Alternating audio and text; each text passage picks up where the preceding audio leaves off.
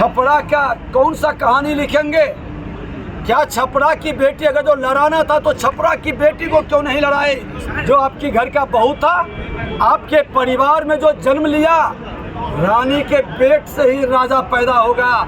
ये लोकतंत्र में कतई उचित नहीं है और लोकतंत्र का सम्मान इसी में है कि ऐसे परिवारवादी जमींदारों को समाप्त करने का, बिहारी का सम्मान बढ़ाने का। विजय कुमार लगातार लालू प्रसाद यादव यहाँ कैंप कर रहे हैं और घूम रहे हैं। 1977 में आपने मुझे जिताया था, हमारी बेटी को चुनाव जिताया और कार्यकर्ताओं से मिल रहे हैं, क्या कहेंगे? राजद के विचारधारा को समाप्त करना हर बिहारी का धर्म है, क्योंकि राजद का विचारधारा बिहार के अंदर अराजकता का वातावरण बनाया है, बिहार को जातीय नरसंहार में फंसाया है, बिहार के नौजवानों को पलायन के लिए विवश किया।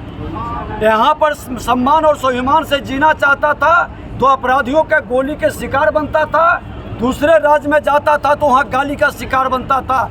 ये श्रीमान लालू प्रसाद यादव का उपलब्धि है और बिहार के अंदर इस विचारधारा को समाप्त करने का यही समय है, सही समय है। ये विचारधारा समाप्त होगी, लालू प्रसाद के परिवार की जमींदारी समाप्त होगा जब छपरा के सीट से यहाँ पर रूढ़ी जी जीतेंगे और बिहार की जनता का ये संकल्प बिहार के लिए वरदान बनेगा। रेल इंजन कारखाना समेत कई योजनाएं। देखिए, रोहिणी आचार्य जी उस समय मौन क्यों थे? जब आपके घर की बहू, इस धरती की बेटी को ठेल कर बाहर में निकाला गया, अपमानित किया गया, उस समय आपका ट्वीट कहाँ बंद था? अरे एक महिला, एक नारी का अपमान हो रहा था, उस नारी के समय आप मौन क्यों थे? ये भी सजा के हकदार हैं और इनका सजा यही है कि इस धरती का हर महिला, हर बेटी, हर युवा, हर पुरुष बटन के माध्यम से सजा देगा कि आप इसके हकदार नहीं हो। छपरा के धरती पर आपको वोट नहीं मिलना चाहिए।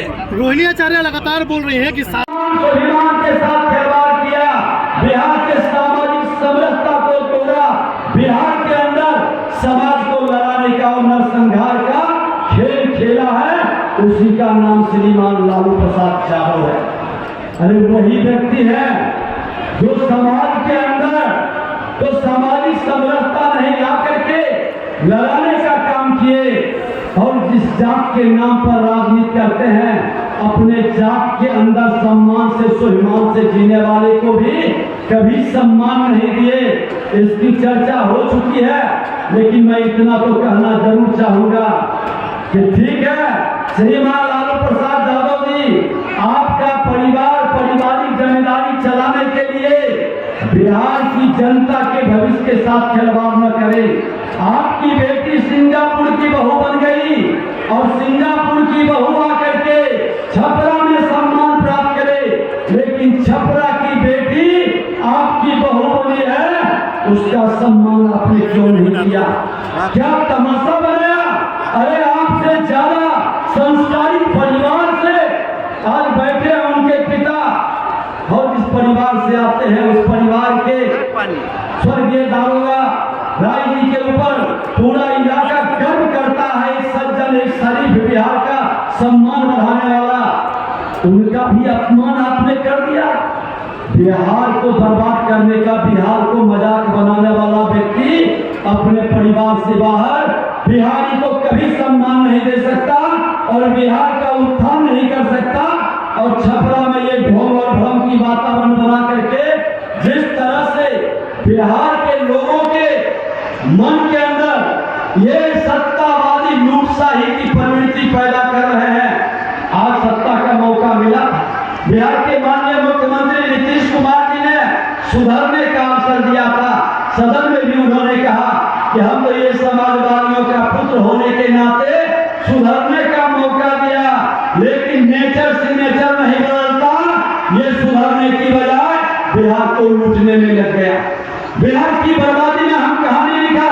मैं एक उदाहरण देना चाहूंगा कि आज गलत लोग को सत्ता में आने से कैसे अपराधियों का मनोबल बढ़ता है। अभी आप देख लें कि रामनवमी पिछले बार नेता प्रतिपक्ष आप लोगों के आशीर्वाद से पार्टी ने हमें बनाया था। रामनवमी में कोई शहर बाकी नहीं नहीं रहा था, जहां सामाजिक और धार्मिक उन्माद पैदा नहीं हुआ, अपराधियों का मनोबल नहीं बढ़ा, तुष्टीकरण के अराजकता फैलाने वाले लोग किस तरह से दलित के लाश को लाठी से पीट कर शमशान में जलाने नहीं देता है और उस लाश पर पेशाब कर दिया था दरभंगा में। मैं नेता प्रतिपक्ष के नाते जाकर करके इंसाफ मांगा था।